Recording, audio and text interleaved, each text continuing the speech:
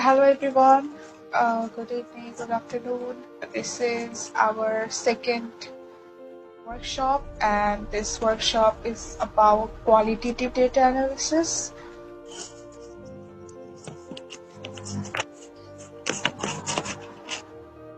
So after this workshop, I hope everyone will be a master of qualitative analysis. You.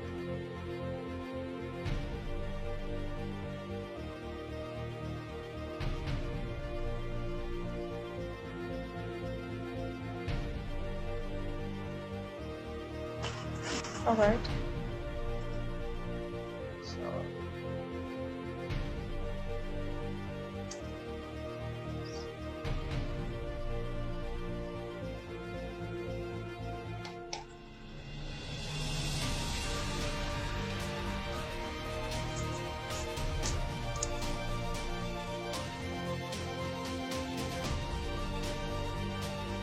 My name is Five Options. So when we do structured interviews, we just close the answers. There is no other options to give our own opinion. But under structured means there is option to give our own opinion, our own answers. And the semi-structured is basically like yes and no, for example, and then you should give your own opinion. So this is the main differences between these three, and interviews are the most popular or famous type when we collect data through qualitative way.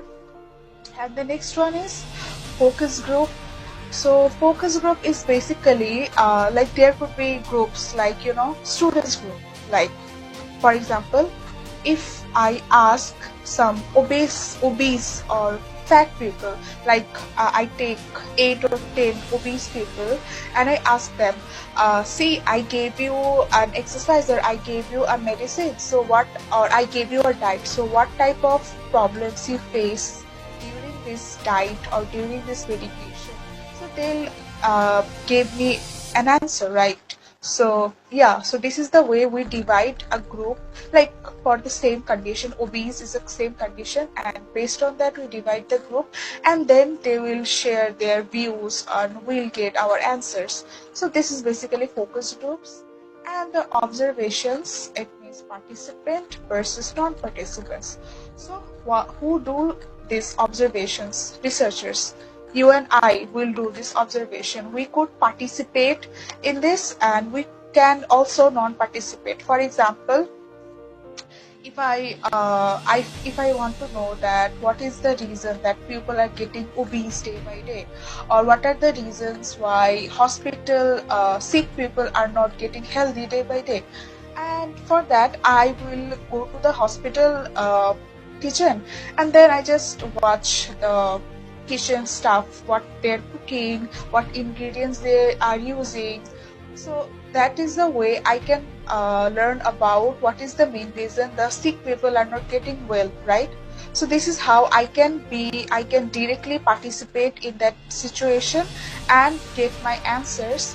And on contrary, non-participants mean I cannot directly participate in the situation, like I cannot go to the kitchen, hospital kitchen, and then just observe why a hospital people are not getting healthy. So these are the two major differences between these two, and observations are basically done by the researchers. Yeah, obviously interviews and focus groups are also done by the researchers, because we need to gather our data through these methods.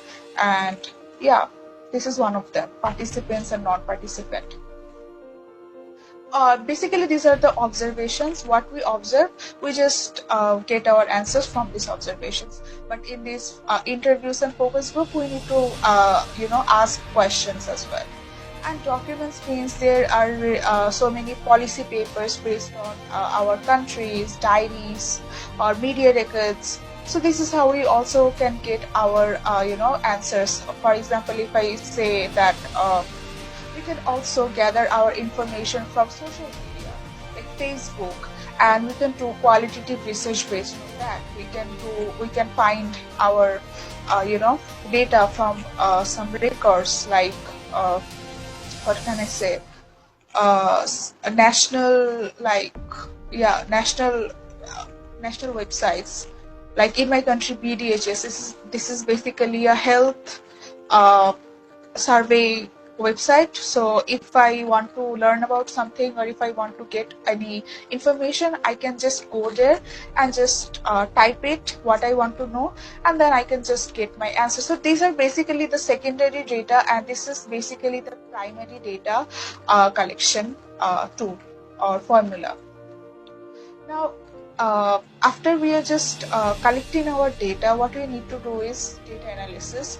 So for that, we need to do something like we need to do transcription. So what is transcription basically? So I said that verbatism versus edited. So these are the two types. So verbatism is basically means, see, like I'm talking right now. Okay, so if you just notice that I'm using ha, whom, like I'm giving expression, right? So this is basically verbatism. And as a researcher, for example, you are a researcher, you are taking my interview. So when we talk, we use such expression, ha, oh, I see, such sort of expressions. So transcription basically mean, as a researcher, you also need to include this expression, this ha, or there could be other stuff, and yeah, this is verbatism. An edited one means you just cut it out, all this expression. You just take the main data you want and just write it down.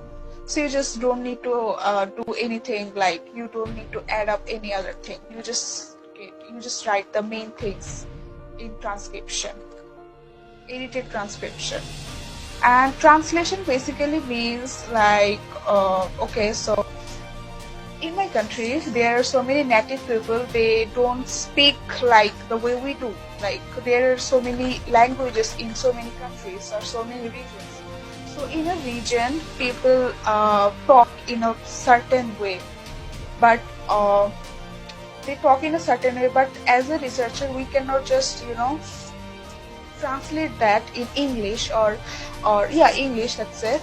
So we need to do is translated those dialects in a particular way, in a right way, in a proper way, so that we can just translate that in our preferable language. So this is basically means translation across languages.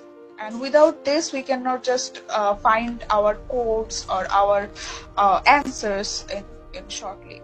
And data cleaning means checking accuracy. Like, yeah, we can do this through website, software, and we can also do this through MS Excel sheet as well. There are ways. So, and there is then, after all this, we just need to organize our files systematically before coding begins. So coding is a very important term here. I'll just talk about coding.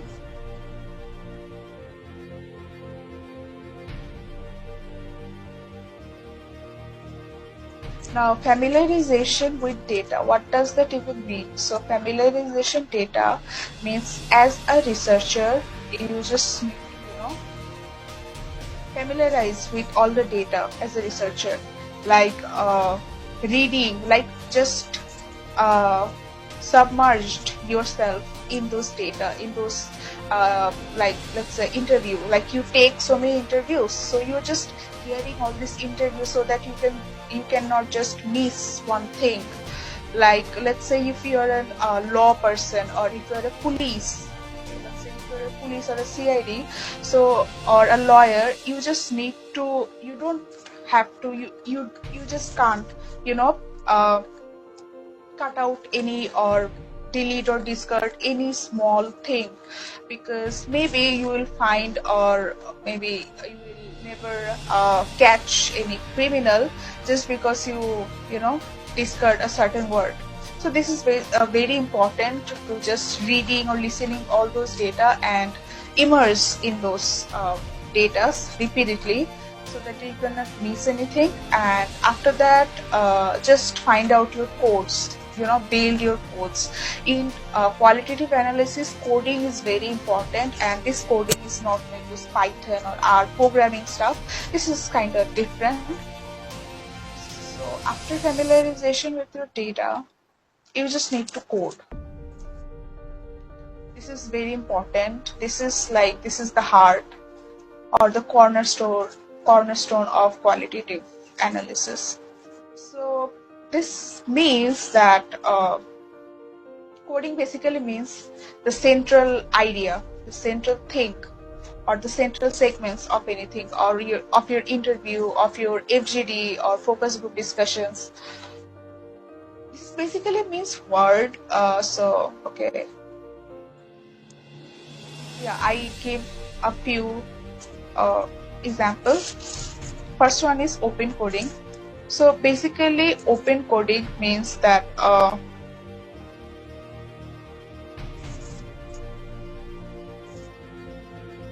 okay. So open coding basically means that breaking data, like the data you gathered, the data you collected.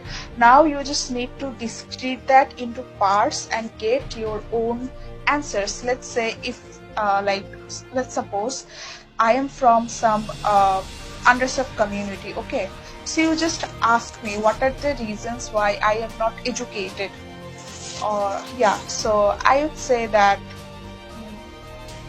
due to lack of money, or due to lack of proper knowledge, or I don't know where can I take my courses.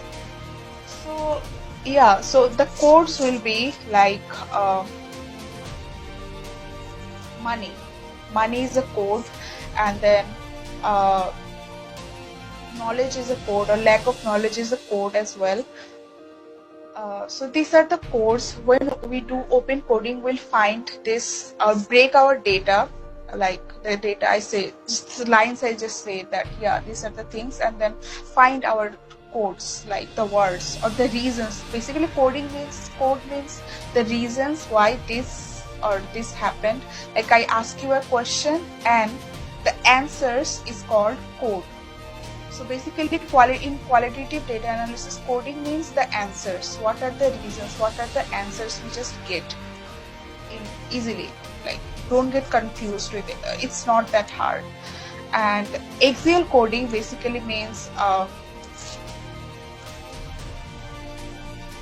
connecting and relating open codes to each other. Like as I said, that I find a few answers because why I am not educated. So then what I need to do is I find or gather all the codes, and then I just need to combine or find a relationship between these codes. Let's say financial is a code, or economics is a code. There is some sort of relationship between this. So these are the axial coding.